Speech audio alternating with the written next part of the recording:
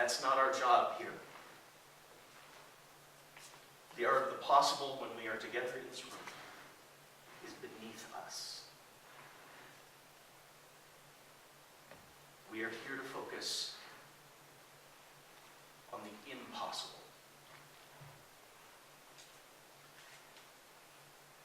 And on the Sunday before an election, we're here to remember what our ideals are. In our Unitarian Universalist tradition, one of those highest ideals is democracy itself.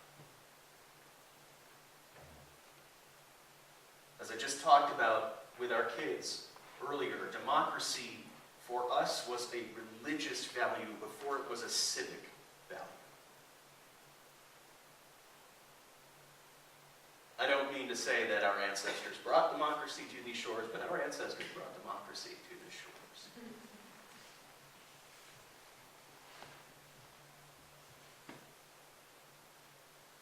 And it is a principle, an ideal we struggle with, because it is impossible.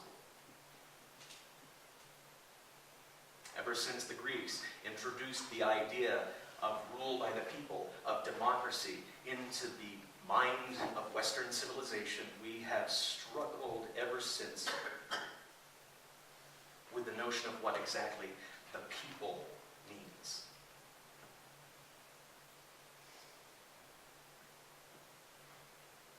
And that's my concern this morning.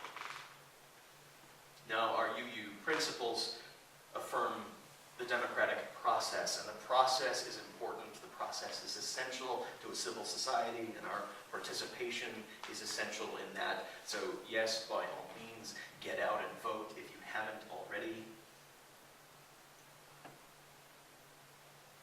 But it's that demos, that people, that concerns us this morning. In our Constitution, we establish the government for we the people, and for 2 centuries we have pushed the boundaries of what that we means.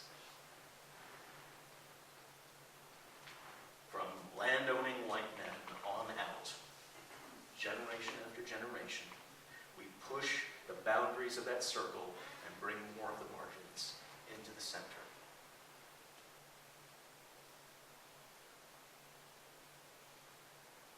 We're not finished yet. We're still struggling with that. So how do we get to the end? We look to what our impossible values tell us. My Unitarian Universalist faith tells me these things. We are, all of us, coming from the same source, and we all share the same destiny, and in that time in between, we are all loved and worthy of our lives, and bound together. And so that we, in we the people, can only mean one thing. It is all of us, everyone, not just in this country, every person who has ever lived. And isn't that a crazy-making prospect? Try to hold that image in your head for a second. See if you can even manage to build that image in your head. Every person who ever was and is now connected to me, affected by me. It's enough to drive you to the edge of madness and just over that. And how do we respond to that prospect? We could, like so many, balk at the idea of pushing those boundaries anymore. We could try to shrink that circle back down again. Push others back out to the margins. Make the people who stand at the center of that we a lot more manageable and a lot more comfortable to be around. But that's not the value. So instead, perhaps, to try to make it just a little more manageable, we call into mind the faces of those who we know, who live at the margins, who are pushed to the margins, representatives from all of those people,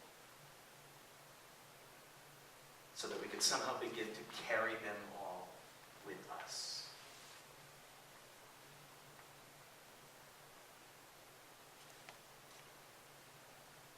I've called Election Day the High Holy Day for Unitarian Universalists. And if it is a high holy day, it's not because I get to select who's going to represent me. It's because that day out of any others is the one day I should be mindful of who it is I am called to carry with me.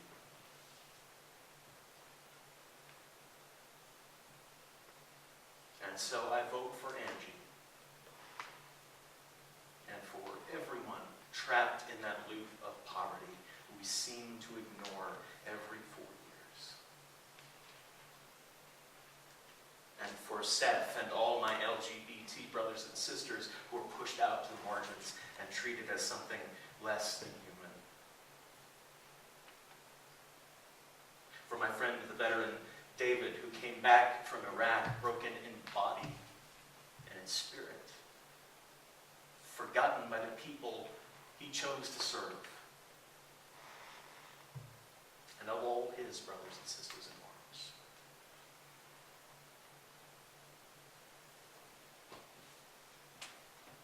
And while I'm at it, I and we should vote for my wife and every woman who has ever relied on Planned Parenthood or any sort of public health when that was the only choice available to them. To my kids and all of our brilliant kids who deserve a good education, and I want to make sure it's there for when the time comes. And not even to stop there. For the immigrants, documented or not. For the Foxconn employee in China, or anyone else in this country or elsewhere whose labor is exploited, so that I can have a $100 iPhone. For every refugee. For everyone pushed out to the margins. For everyone sitting next to you, and for your neighbors in your neighborhoods. Yes, even the ones whose yard signs at this time of year anger you and make you want to pull your hair out, they are in the circle too.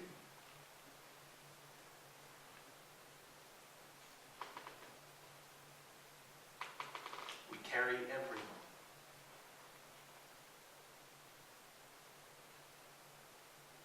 And when the High Holy Day is done, we have to remember that the next one doesn't come 2 years from now or 4 years from now. The next holy day is the day after, and the day after, because after the election comes the inauguration, when you and I should be taking our own oath not to forget those we carry.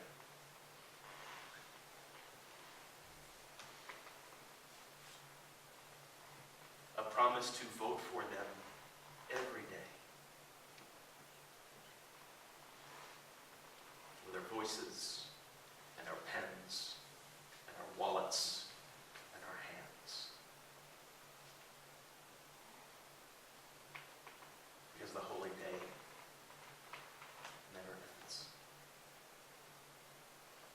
The sun does not set